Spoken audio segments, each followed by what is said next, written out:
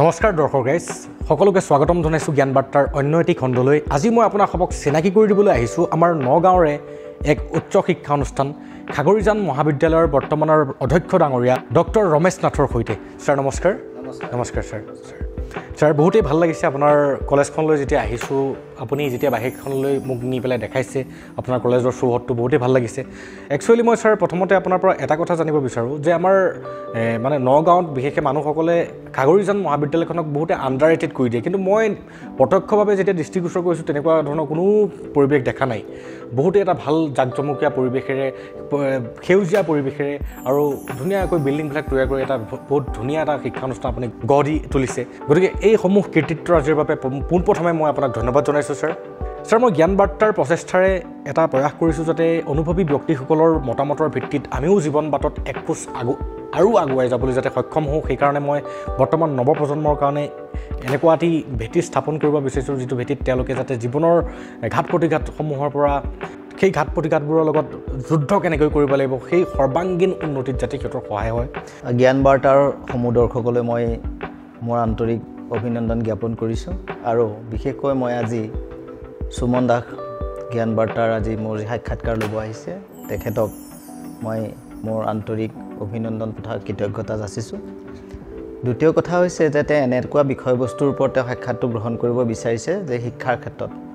Generally আমাৰ সাধাৰণতে কি হয় যে অন্যান্য আনুষংগিক বা ৰাজনৈতিক বা আন বিষয়সমূহত প্ৰাসংগিকতা অলপ গুৰুত্ব প্ৰদান কৰে, কিন্তু শিক্ষাৰ ক্ষেত্ৰখন বিশেষকৈ নগাঁৱৰ বিভিন্ন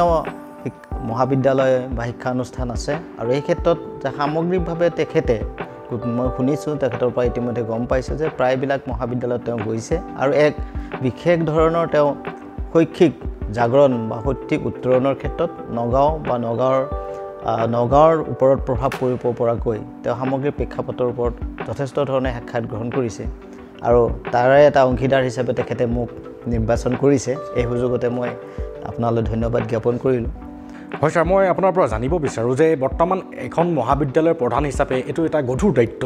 এই দায়িত্ব সকলোৱে পালন কৰিবলৈ সমৰ্থ নহয়। এই গধুৰ দায়িত্ব আপুনি সুশৃংখলিত ৰূপত পালন কৰাৰ লগতে আপুনি আপোনাৰ মহাবিদ্যালয়খনৰ আন্তঃগাঁথনিক ক্ষেত্ৰৰ পৰাই হওক বা শৈক্ষিক দিশৰ পৰাই হওক সেই প্ৰতিটো ক্ষেত্ৰতে কেনেকুৱা ধৰণৰ ভূমিকা পালন কৰিছে তাৰ বিষয়ে চমুকৈ অৱগত কৰিব নেকি? আপোনালোকে নিশ্চয় জানে যে খাগৰিজান মহাবিদ্যালয় 1972 চনৰ ছেপ্টেম্বৰ মাহত 12 ছেপ্টেম্বৰ তাৰিখে প্ৰতিষ্ঠা হৈছিলে আৰু সেই অনুসৰি আমি ইতিমধ্যে 2023 তাৰিখে আমি বিশেষ কাৰ্যসূচীৰে দুদিনীয়া কাৰ্যসূচীৰে আমি সোণালী জয়ন্তী পালন কৰিছোঁ। এখন মহাবিদ্যালয় এক প্ৰবাহমান, এক গতিশীল, এই অনুষ্ঠানবিলাক ৰাইজৰ দ্বাৰা প্ৰতিষ্ঠিত, ৰাইজৰ দ্বাৰা লালিত পালিত আৰু তাত আমি একোটা চিপাহী, আমি এক প্ৰহৰীৰ দৰেহে আমি থাকোঁ। আমাৰ মূল কাম হৈছে যে ইয়াতে সামাজিক অনুষ্ঠানক সুস্থভাৱে বাতাবৰণভাৱে আৰু ইয়াৰ যি মহত্ব, ইয়াৰ পৰা যি প্ৰতিদান, ইয়াৰ পৰা যি পাব লগা সমাজখনক বিলাই দিয়াৰ দায়িত্বটো আমাৰ কিছু অংশীদাৰ বুলি আমি ভাবোঁ। আৰু এই ক্ষেত্ৰত আমাৰ মহাবিদ্যালয়খন পোনপ্ৰথমতে কলা শাখাৰ আৰম্ভ হৈছিলে আৰু মই ইয়াত 2019 চনৰ 9 জুলাই তাৰিখে মই ইয়াত জইন কৰিছোঁ। তাৰপিছত পৰৱৰ্তী পৰ্যায়ত মই আমাৰ গভাৰ্ণিং বডি বা আমাৰ যি মহাবিদ্যালয় পৰিচালনা সমিতি, সেই পৰিচালনা সমিতিৰ অনুমোদন ক্ৰমে আমি বিকম পাঠ্যক্ৰম আৰম্ভ কৰিলোঁ। তাৰপিছতে BCA মানে bachelor of computer application, PGDCA post graduate diploma in computer application Guwahati বিশ্ববিদ্যালয়ৰ আণ্ডাৰত আমি আৰম্ভ কৰিলোঁ আৰু পৰৱৰ্তী পৰ্যায়ত আমি বিভিন্ন ধৰণৰ এনেধৰণৰ কিছুমান আন প্ৰগ্ৰামো আমি আৰম্ভ কৰিছোঁ। আৰু নগাঁৱত আমাৰ মহাবিদ্যালয়খন যদিও অকণমান কিছু পৰিমাণে আওহতীয়া বুলি বিবেচনা কৰে, কিন্তু আমাৰ ক্ষেত্ৰত ছাত্ৰ ছাত্ৰীৰ সংখ্যা যথেষ্ট বৃদ্ধি পাইছে। ইতিমধ্যে আমাৰ প্ৰায় 1400মান ল'ৰা ছোৱালী আছে ইয়াত বিভিন্ন বিভাগত আৰু ইতিমধ্যে আমাৰ ক'ভিডৰ সময়ত বা বিভিন্ন ধৰণৰ পৰ্যায়ত কিছু পৰিমাণৰ ব্যাঘাত হ'লেও কিন্তু ছাত্ৰ ছাত্ৰীসকলে ইয়াত আমাৰ এতিয়া আহিবলৈ আৰম্ভ কৰিছে। নিশ্চয় ইয়াত আমাৰ ছাত্ৰ ছাত্ৰীসকলে নিশ্চয় শৈক্ষিক দিশত বা আন দিশত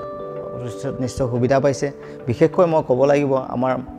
যি শৈক্ষিক পৰিৱেশ, আমাৰ শিক্ষক শিক্ষয়িত্ৰীসকলে আমাৰ ছাত্ৰ ছাত্ৰীসকলৰ প্ৰতি অতি যত্নবান আৰু ব্যক্তিগতভাৱে তেওঁলোকৰ প্ৰতি যত্নবান হোৱা মই পৰিলক্ষিত হৈছে আৰু আমিও নিজে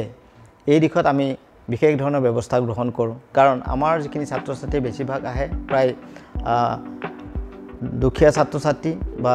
আমাৰ মধ্যম বৰ্গৰ আৰু বিশেষকৈ পাহাৰৰ কাৰ্বি আংলং বা আন অঞ্চলৰ পৰা আহে সেই ক্ষেত্ৰত ছাত্ৰ ছাত্ৰীসকলক আমি যথেষ্ট সাইকোলজিক্যাল বা বিভিন্ন ধৰণৰ কাউন্সেলিং কৰোঁ আৰু পঢ়াৰ ক্ষেত্ৰত আমি তেখেতসকলক যথেষ্ট উদগনি যোগাওঁ আৰু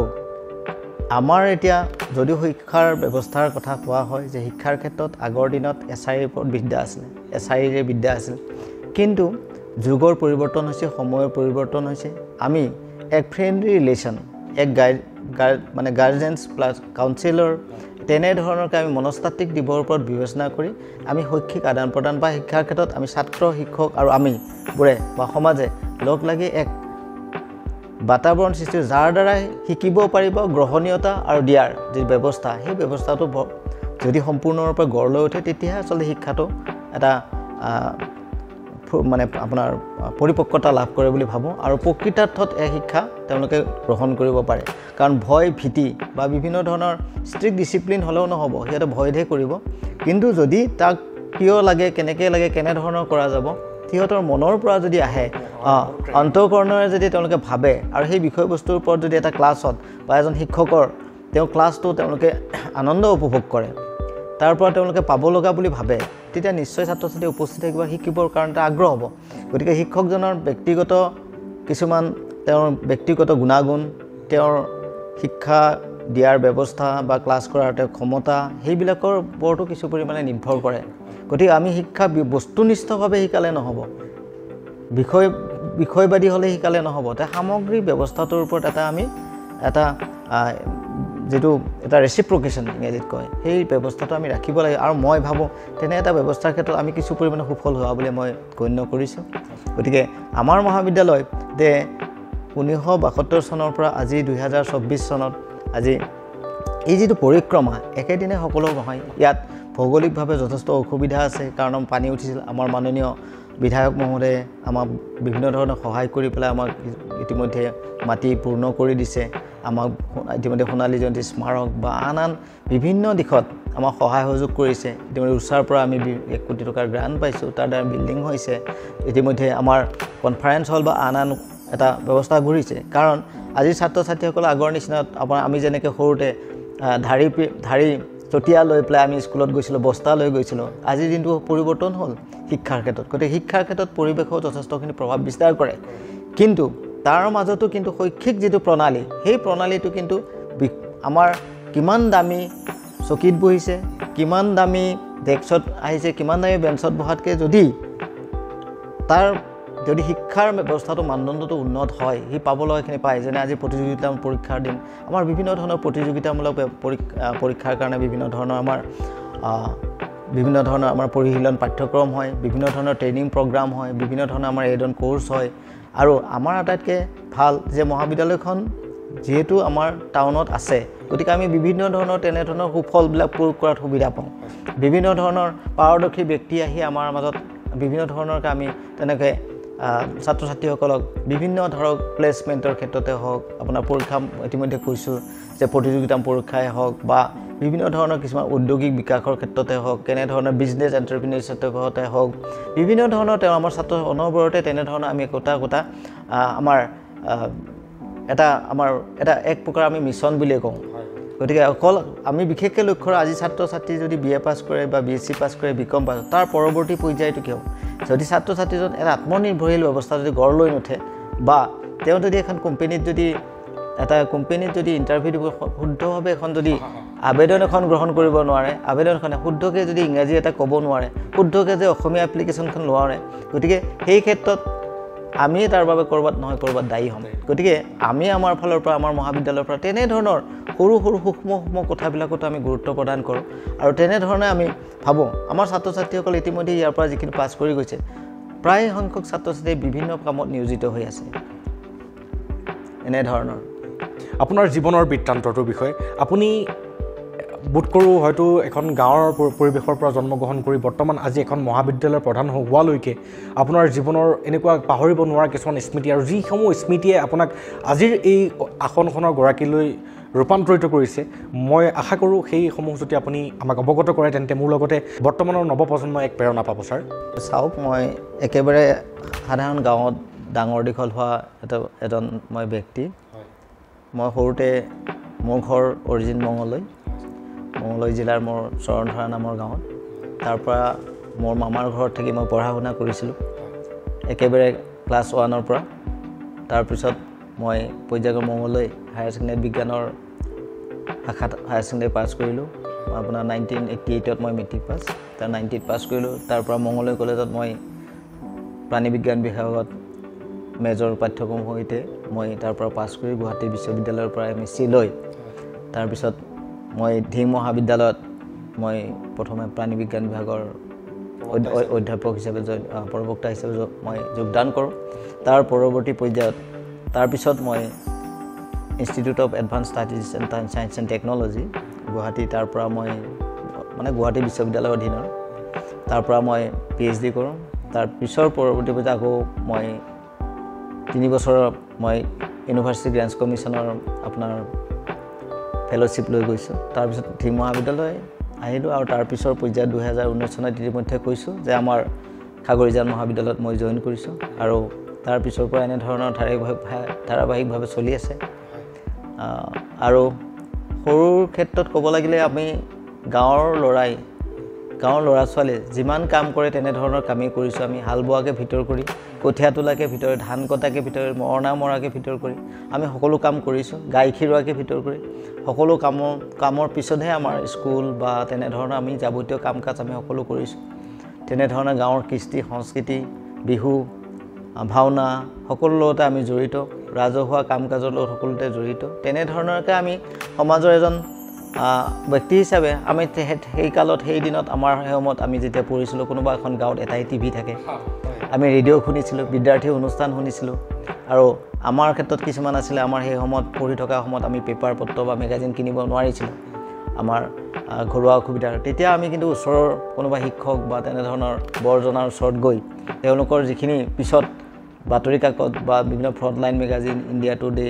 সেইবিলাক মেগাজিন কিন্তু আমি পঢ়িছিলোঁ মই আমাৰ ছাত্ৰ ছাত্ৰীসকলকো আজি কওঁ যে নিজে কিনিব পৰা নোৱাৰাটো ডাঙৰ কথা নহয় আজি আমি দেখিছোঁ যে আমাৰ মহাবিদ্যালয়বিলাকৰ লাইব্ৰেৰী যথেষ্ট ভাল সেই লাইব্ৰেৰীত আমাৰ ছাত্ৰ ছাত্ৰীসকলক কওঁ যে কম 1 ঘণ্টা বা আধা ঘণ্টা সময় তেওঁলোকে লাইব্ৰেৰীত নিউজ পেপাৰ বা আমাৰ বিভিন্ন ধৰণৰ মেগাজিন বা বিভিন্ন ইণ্টাৰনেটৰ কিছু বস্তু চাৰ্চ কৰি পেলাই তেওঁলোকে শিকিব পৰা যথেষ্ট থল আছে গতিকে আমি আমাৰ গাঁৱৰ পৰিৱেশত ডাঙৰ হোৱাৰ এটাই আমি ভাবোঁ যে আমাৰ যিটো কষ্ট কৰাৰ প্ৰৱণতা আৰু মানুহক বুজি পোৱাৰ প্ৰৱণতা ধৈৰ্য সহ্য বা আমি কিছু পৰিমাণে অনুভৱ কৰোঁ গতিকে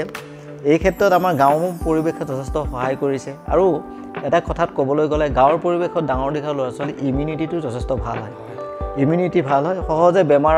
আজাৰে আক্ৰান্ত কৰিব নোৱাৰে কিন্তু আজিকালি ক্ষেত্ৰত গাঁওবোৰ তেনেধৰণৰ গাঁও হৈ থকা নাই এতিয়াতো যথেষ্ট পৰিৱৰ্তন হৈছে গতিকে সকলোৰে লাভবিলাহটো বাঢ়িছে গতিকে তেনেধৰণতে হৈছে সময়ৰ সাপেক্ষে পৰিৱৰ্তন হৈছে মই ভাবোঁ যে আমি প্ৰাকৃতিকভাৱে জীয়াই থাকিব লাগে আমি প্ৰাকৃতিকভাৱে জীয়াই থাকিলে প্ৰকৃতিৰ লগত সহবাস কৰিব লাগে আমি ইতিমধ্যে আমাৰ বিভিন্ন ধৰণৰ কথা কয় যে আমি অৰ্গেনিক ফৰ্ম মানে আমি এটা টাব আমাৰ ঘৰৰ টাবতে হওক বা গছতে হওক আমি জলকীয়াৰ পুলি এটা ৰুই নিজে জলকীয়াটো খোৱা যিটো মোৰ আয়ে আনি পেলাই ঘৰৰ পিৰালিৰ ওচৰৰ পৰা বেঙেনাডালৰ পৰা বেঙেনাটো আনি ভাজি দিয়া আৰু আমি বজাৰৰ পৰা কিনাৰ মাজত মাদকতাটো বহুত বেলেগ গতিকে আমাৰ অসমখন এনেকুৱা প্ৰকৃতিয়ে এনেকৈ ধৰণৰ আমাক সম্পদ দিছে আমি গোজ মাৰিলেই মাটিৰ তলত এটা গুটি সিঁচিলেই আমাৰ কি হয় একোডাল গছ হয় তাৰ পৰা ফল ফুল হয় গতিকে আমি সেইবিলাক বিষয়ত গুৰুত্ব দিব লাগিব আমাৰ ছাত্ৰ ছাত্ৰীসকলকো কওঁ যে নিজে এটা গছৰ পুলি লওক এটা বেঙেনাৰ পুলি লওক এটা কলৰ পুলি লওক এতিয়া গতিকে আমাৰ ক্ষেত্ৰত আমি নিজে স্বাৱলম্বী হোৱাৰ পৰা আমি কিছুমান বস্তু আমি নিজে কিন্তু তৈয়াৰ কৰি ল'ব পাৰোঁ হয় ছাৰ খুবেই ভাল লাগিলে আপুনি মাটিৰ মানুহ আচলতে মই অনুভৱ কৰিব পাৰিছোঁ যে মাটিৰ মানুহ বুলি যাক কোৱা যায় আপুনি এজন মাটিৰ মানুহ হিচাপে জীৱনটো অতিবাহিত কৰিছিলে আৰু হয়তো প্ৰকৃতিৰ লগত সেই সামঞ্জস্যটো আপোনাৰ আছিল কাৰণেই আৰু সেই শক্তিয়ে আজি আপোনাক এখন মহাবিদ্যালয়ৰ প্ৰিন্সিপালৰ পদত অধিষ্ঠিত কৰাইছে হয় দৰ্শক ৰাইজ মই আপোনালোককো ক'ব বিচাৰোঁ আমি ছাৰে ক'বৰ দৰে আমি প্ৰকৃতিৰ লগত যদি সামঞ্জস্য বজাই ৰাখি পেলাই চলোঁ তেতিয়াহ'লে আমি আমাৰ ইমিউনিটি ছিষ্টেমৰ কথাও ছাৰে ইতিমধ্যে অৱগত কৰিছে আমাৰ ইমিউনিটিটো ষ্ট্ৰং থাকে আৰু লগতে ছাৰ মই এটা অনুভৱ কৰোঁ বিভিন্ন দাৰ্শনিকসকলেও যিমানবিলাক মতবাদ দিছে সকলো প্ৰকৃতি কেন্দ্ৰিকী যি মানুহে নিজকে প্ৰকৃতিৰ লগত প্ৰকৃতিৰ নীতি নিয়ম অনুযায়ী পেলাই পৰিচালনা কৰে সেই মানুহ কেতিয়াও বিপদতো নপৰে কেতিয়াও শৰীৰজনিত বিপদতো নপৰে কেতিয়াও মানসিকজনিত বিপদতো নপৰে অৰ্থাৎ ক'বলৈ গ'লে কোনো ধৰণৰ বিপদত নপৰে গতিকে আমি প্ৰকৃতিবাদী হৈ চলাটোৱে আমাৰ পৰম ধৰ্ম আচলতে পৰম ধৰ্ম হয় ছাৰ মই আপোনাৰ বিষয়ে জানিব পৰা মতেদি আপুনি আমাৰ যিটো মুগা চেৰিকালচাৰ কয় মেবি তাৰ ওপৰতো আপুনি বিশেষ ধৰণৰ মানে গৱেষণা কৰি কিছু কিতাপো আপুনি তাৰ ওপৰত প্ৰকাশিত কৰিছে মই আমাৰ বৰ্তমান অসমীয়া সমাজৰ পৰা বিলুপ্ত হৈ যোৱা এটা প্ৰথা যে আমাৰ অসমীয়া সমাজত আগতে আছিল ঘৰে ঘৰে তাঁতশাল আছিলে প্ৰতিগৰাকী মহিলাই তাঁতশাল বব জানে নে নাজানে এটা প্ৰাধান্যতা দিছিলে গামোচাত ফুল বাচিব জানে নে নাজানে এইবিলাক প্ৰাধান্যতা দিছিলে কিন্তু আজিকালি মেচিনৰ গামোচাই বা মেচিনে এই বজাৰখন প্ৰায় ধ্বংস কৰি দিলে আৰু দেখিবলৈ পোৱা যায় আজিৰ ডেটত আমাৰ অসমীয়া শিপিনীৰ সংখ্যাও প্ৰায় হ্ৰাস হৈ আহিছে কেৱল শুৱালকুছি হেন জেগা এখন আছে যিখনে অসমৰ সেই সৌন্দৰ্যতাটো কেতিয়াও বজাই ৰাখিছে ছাৰ মই আপোনাৰ দ্বাৰা বৰ্তমান আমাৰ নগাঁও বা আমাৰ এই বাৰ্তালাপটো যিসকললৈকে যায় তাৰ মাজত যদি কোনোবা মহিলাই এই ভিডিঅ'টো চাই তেওঁলোকেও যাতে উপকৃত হয় আপুনি চেৰিকালচাৰৰ ওপৰত মানে পলু পালন কৰি পেলাই তাৰ পৰা কেনেকৈ মুগাৰ সাজপাৰ তৈয়াৰ কৰিব পাৰি সেই বিষয়ে অলপ যদি আমাৰ জনাই আমাক যদি অৱগত কৰে তেন্তে মোৰ লগতে আমাৰ বৰ্তমান নগাঁও জিলাৰ বিশেষকৈ শিপিনীসকলৰ কিবা এটা যিসকল শিপিনী বৰ্তমান আছে তেওঁলোকৰ কিবা এটা উন্নতি হ'ব বুলি ছাৰ আশা কৰোঁ আপুনি মই ইতিমধ্যে কৈছোঁ যে মই আচলতে মুগাৰ ওপৰত মই গৱেষণা কৰিছিলোঁ আৰু ইতিমধ্যে কেইবাটাও প্ৰজেক্ট কৰিছোঁ আৰু মই বহুখন দেশত মই আপোনাৰ এই বিষয়ত পেপাৰ দিবও গৈছোঁ মই ইংলেণ্ড বা ফ্ৰান্স এইবিলাক দেশতো গৈছোঁ মুগা আপোনালোকে জানে যে মুগা কৃষিভিত্তিক উদ্যোগ মুগা অকল অসম আৰু অৰুণাচল আৰু মেঘালয়ৰ কিছু অংশতহে আমাৰ মুগা খেতি হয় পৃথিৱীৰ গতিকে এই এণ্ডেমিক স্পেচিছ বুলি কয় মানে অকল আমাৰ এইখিনিতে হয় মুগাৰ ক্ষেত্ৰত এটা সমস্যা আছে কৃষিভিত্তিক উদ্যোগ মুগাৰ দুটা বিশেষ সমস্যা হৈছে কি তাক আমি বাহিৰত পুহিব লাগে মানে আউটডোৰ ৰিয়াৰিং বুলি কয় বাহিৰত আৰু এই আউটডোৰ ৰিয়াৰিঙৰ এটা কিছুমান সমস্যা আছে গছৰ ক্ষেত্ৰত গছবিলাক মুগা সাধাৰণতে মুগাৰ খাদ্য বৃক্ষ হৈছে চোম চোৱালু মেজাংকৰি এনেধৰণৰ গছবিলাক বিভিন্ন ধৰণৰ গছ আছে প্ৰায় 30-35 জাত গছ আছে বিভিন্ন ধৰণৰ তাতে মুখ্য খাদ্য বৃক্ষ হৈছে আপোনাৰ চোম আৰু তাৰ চোৱালু তাৰপৰা কিছু মেজাংকৰি আৰু গমাৰি পাত বা বিভিন্ন ধৰণৰ তেনেকুৱা থাকে কিছুমান এতিয়া এই মুগা পোহা যিটো ব্যৱস্থা আচলতে এইটো 45 দিনমান লাগে গতিকে আজিকালি মানুহবিলাকে তেতিয়া পুহিব লাগে তেতিয়া 3-4জন মানুহ লাগে বিভিন্ন ধৰণৰ তেওঁলোকে আৰ্থিকভাৱে যথেষ্ট এটা অসুবিধাৰ সৃষ্টি হয় আৰু বিভিন্ন ধৰণৰ চৰাই চিৰিকটি বা এইবিলাক আছে নেট দিব লাগে সেই ক্ষেত্ৰত কিছু পৰিমাণৰ সমস্যা এটা দেখা দিয়ে কাৰণ যিমান পৰিমাণৰ আপোনাৰ ইনভেষ্ট কৰা হয় সিমান পৰিমাণৰ ক্ষেত্ৰত নোলায় বা যদি বেমাৰ হয় বিভিন্ন ধৰণৰ বেমাৰ হয় আমাৰ ইংৰাজীত কয় পেব্ৰিন আমাৰ তাৰোপৰি আপোনাৰ ফ্লেচেৰি গ্ৰহণী টাইপ ৰোগ আছে সেইবিলাক হঠাতে হৈ পেলাই বেমাৰত পৰে হোৱাৰ লগে লগে পলুটোত তাৰ লগালগ মৰি যায় তাৰ ফলত গোটেই সমস্যাটো দেখাই দিয়ে যে আৰ্থিক উৎপাদনৰ ক্ষেত্ৰত ইমান দিন ৰখিলোঁ 30 দিন গ'ল 15 দিনত মৰি যাব পাৰে কিন্তু মুগাৰ দাম এতিয়া কিন্তু যথেষ্ট পৰিমাণে বাঢ়িছে এই ক্ষেত্ৰত মুগাৰ ক্ষেত্ৰত আমাৰ এই যি ইনডোৰ মানে ভিতৰত পোহাৰ যে ব্যৱস্থা ইতিমধ্যে আমাৰ কিছু পৰিমাণে ইয়াৰ ওপৰত ৰিচাৰ্চ হৈছিল যদিও কিন্তু ফলৱৰ্তী নহ'ল যেনেকৈ এৰী বা পাতপলুবিলাক আমাৰ ঘৰৰ ভিতৰত পুহিব পাৰি আমি পাত আনিলোঁ পাত দি থৈ পেলাই গুচি গ'লোঁ কিন্তু মুগাৰ ক্ষেত্ৰত সেইটো সম্ভৱপৰ নহয় গতিকে আৰু আমাৰ ইতিমধ্যে আমাৰ চৰকাৰী লেভেলত বিভিন্ন ধৰণৰ চমনি আছে আমাৰ পদুমণি ফাৰ্ম আছে আমাৰ হেনচোৱা ফাৰ্ম আছে ৰাইডঙিয়াত আছে এইবিলাক ক্ষেত্ৰত চৰকাৰীভাৱে আছে আৰু বিভিন্ন ধৰণৰ NGO লেভেলত তেওঁলোকে কৰিছে কিন্তু এই যে চৰকাৰী ফাৰ্মবিলাকৰ গছবিলাকৰ ক্ষেত্ৰত কি হৈছে যে যিমান পৰিমাণৰ পাত উৎপাদন বা যেনেধৰণৰ হ'ব লাগিছিল সেই ক্ষেত্ৰত ক'ৰবাত এটা বিসংগতি হৈছে আৰু সেই ক্ষেত্ৰত যিভাৱে আমাৰ চৰকাৰী ব্যৱস্থা বা আমিবিলাকে বা আমাৰ ৰিচাৰ্চাৰ বা আমাৰ সাধাৰণ মানুহবিলাকে ইয়াত যিমান ধৰণৰ উদগনি মানে পাব লাগিছিল বা তাৰ ওপৰত যিটো উৎপাদনটো বাঢ়িব লাগিছিল সেই পৰিমাণত বাঢ়া নাই কিন্তু অসমৰ ক্ষেত্ৰত এটা বিশেষ ধৰণৰ স্কোপ আছে আপুনি জানে নিশ্চয় যে মুগা ইতিমধ্যে GI পাইছে জিঅ'গ্ৰাফিকেল ইণ্ডিকেশ্যন আৰু জিঅ'গ্ৰাফিকেল ইণ্ডিকেশ্যন পাইছে মুগা আৰু তাৰ উপৰিও মুগাই আপোনাৰ চিল্ক মাৰ্ক পাইছে মুগাৰ ক্ষেত্ৰত চিল্ক মাৰ্ক মানে বেলেগে মানে বেচিব নোৱাৰে মানে এইটো অৰিজিনেল হ'ব লাগিব এই ক্ষেত্ৰত আমাৰ যিবিলাক চমনি বা আন যিবিলাক পতিত মাটি আছে সেইবিলাকত যদি আমি খাদ্য বৃক্ষ ভালকৈ কৰোঁ, আমি 10 ডাল নহয় 20 ডাল 10 বা 20 ডাল যদি আমি ভাল চোম গছো লগাই লওঁ, আমি 45 দিনত কিন্তু আমি প্ৰায় 30-40 হাজাৰ টকা ইনকাম কৰিব পাৰোঁ। আৰু এইখিনি আমি ঘৰৰ পিৰালিতে কৰিব পাৰোঁ। কিন্তু সেই ক্ষেত্ৰত আমাৰ এটা কিবা সজাগতা লাগিব। আৰু যিটো আপুনি কৈছে যে মুগাৰ ক্ষেত্ৰত আমাৰ শিপিনীবিলাকৰ ক্ষেত্ৰত কেনেকুৱা হয়, এতিয়া কথা হ'ল যে এতিয়া হৈছে টেকন'লজিৰ যুগ, এতিয়া যন্ত্ৰৰ যুগ। এতিয়া আমাৰ সেই আগৰ দিনৰ মাকো মাৰি থাকিলে আমি দিনত কেইখন কাপোৰ ব'ব পাৰিম। আৰু আজিকালি যিহেতু পাৱাৰ লুম ওলাইছে, বিভিন্ন ধৰণৰ শাল ওলাইছে, শুৱালকুছি বা এনেকুৱা আপোনালোকে দেখিছে, আৰু বিভিন্ন ধৰণৰ তেনে পাৱাৰ লুমবিলাক আহিছে। গতিকে দিনত সুন্দৰভাৱে তেওঁলোকে কাপোৰ উলিয়াব পাৰে, বেছিকৈ উলিয়াব পাৰে। এজনী মানুহৰ যে হাজিৰা বেছি মানে তাৰ বেছিকৈ পৰি যায়, আৰু তাৰ ওপৰত যি সুন্দৰভাৱে তেওঁলোকে বুটা বা আঁচুবিলাক তেওঁলোকে সুন্দৰভাৱে বনাব পাৰে। গতিকে সেই ক্ষেত্ৰত আমাৰ ইতিমধ্যে হেণ্ডলুম টেক্সটাইলেই হওক বা ছেৰিকালচাৰ ডিপাৰ্টমেণ্টবিলাকে বিভিন্ন ধৰণৰ তেওঁলোকে মেচিন প্ৰদান কৰিছে চৰকাৰীভাৱে। গতিকে সেইখিনি ক্ষেত্ৰত কিন্তু আমাৰ মেটেৰিয়েলৰ মুগাৰ ক্ষেত্ৰত কিছু অভাৱ, মেটেৰিয়েল কিছু অভাৱ। কিন্তু এইটো ক্ষেত্ৰত এটা ক'ব লাগিব যে ইতিমধ্যে আমাৰ চৰকাৰেও ঘোষণা কৰিছে, যেনেকৈ আমাৰ গামোচাবিলাক মাদ্ৰাছৰ গামোচা বা বেলেগ গামোচা আহোঁতে তেওঁলোকে আমাৰ চৰকাৰে ব্যৱস্থা কৰিছে যে অসমৰ জীয়াই থকা গামোচাহে অসমত ব্যৱহাৰ কৰিব পাৰিব। ঠিক তেনেধৰণে মুগাৰ ক্ষেত্ৰত মুগাৰ নিচিনা